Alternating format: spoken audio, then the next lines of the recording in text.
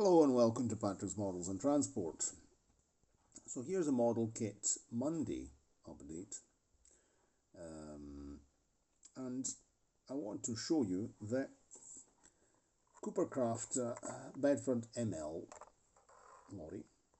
Now that I've given it a coat of Vallejo surface primer. So as you can see, I've managed to fill in all the small gaps, even here on the where the bonnet meets the mudguard.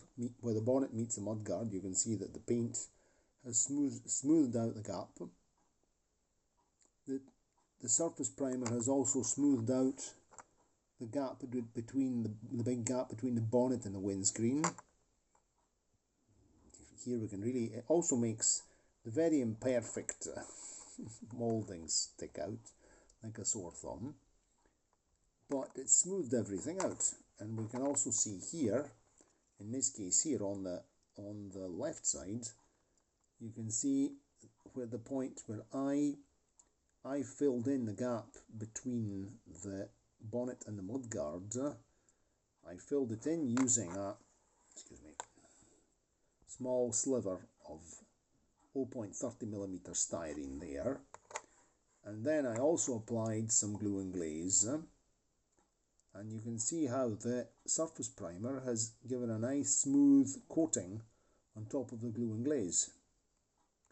Here we can't see there between the radiator grille and the bonnet, there's that small, that 0.75 section of styrene profile that's invisible now.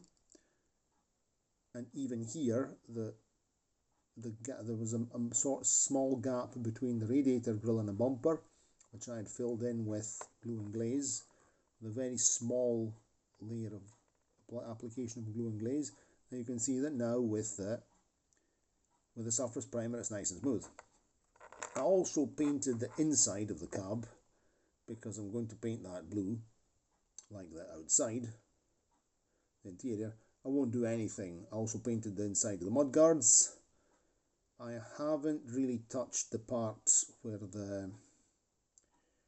I've not given anything there where the axle will actually glue in, because I want the Tamiya cement to actually bond the front axle to the mudguards. Here at the back, I painted the top of the chassis runners like that, because I'm going to also I gave surface primer to the top of the flatbed and the underneath, even on the cross members here, because I will eventually fit the flatbed on using glue and glaze, because I have a higher degree of maneuverability with glue and glaze compared to Tamiya cement. And considering I'm going to paint the chassis before fitting the flatbed, there's no point in leaving the upper part of the runners in play unpainted to be able to bond them together using Tamiya cement. I'll just paint these red, and then I'll just fit my flatbed on using glue and glaze. So I'll have to see what colour to make the engine cowling here. I'll have to look at some pictures of cabs, paint the seats brown, paint the floor whatever colour the floor should be. Steps will be black probably. I'll have a look at some photographs and we'll do it together. And there we are. So the chassis is going to be red.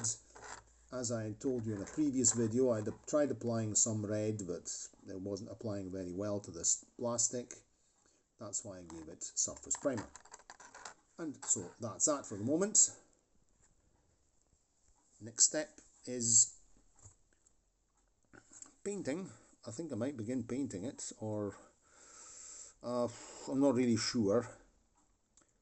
I might paint the cab once it's glued in place, but I'll have to paint the inside of the cab first. So I'll have to begin with the interior and then do the exterior, because it will be definitely easier to paint snow. No, I'm talking rubbish. I have to do the painting first with a cab not fitted to the chassis, because I have to do the glazing afterwards. So we'll have to paint the cab on a support and then fit the glazing after the painting. So that's quite nice. Okay, so that's the order. The order will proceed in said order. So that's that for the moment. If you enjoyed the video, give it a like, click the subscribe to the channel, and click the notification bell, and share the video, and comment. Cheerio, and see you next time.